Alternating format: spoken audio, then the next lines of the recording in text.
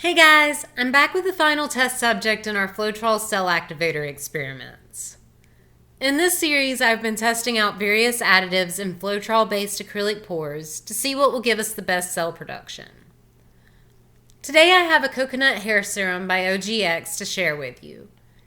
This has been my go-to additive for cells in Floetrol pours for forever. I've been using the same bottle for at least 4, going on 5 years now. So, let's check it out. If you're just joining to this channel, welcome.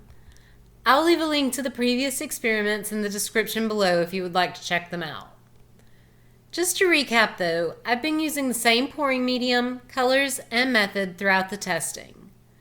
I'm using a mix of about 90% Floetrol to 10% GAC 800. I like adding in the GAC for the extra insurance against cracking as the paint dries. For my colors, I chose to use Liquitex Basics in Cadmium Yellow Light Hue, Purell Red, and Ultramarine Blue. For the base, I'm using Amsterdam Titanium White. Each of the colors except the white has 2 drops of the cell activator being tested stirred in. I'm using the flip cup method for these test pours. After mixing in the cell activators, I then layer the colors on top of each other into a separate cup and flip that over onto the canvas. Once flipped, I usually give it about 20 to 30 seconds before lifting the cup. This gives the paint time to mix before spreading out, so you get more cell production.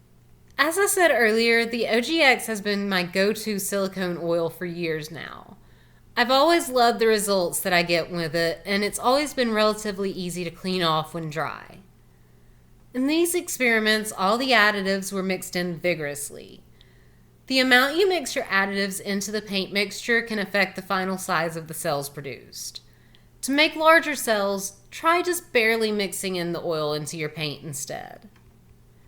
The OGX produces a ton of cells that have the tendency to push way down into the paint. As a result, you can see more of the white showing through on this pour compared to some of the others. The cells open up into layers of color for a really neat effect. So, this was our last additive to test out. We made it through 16 different cell activators. In the next video, I will combine leftover paint from the final 4 additives into one pour. If you haven't already, go ahead and click subscribe.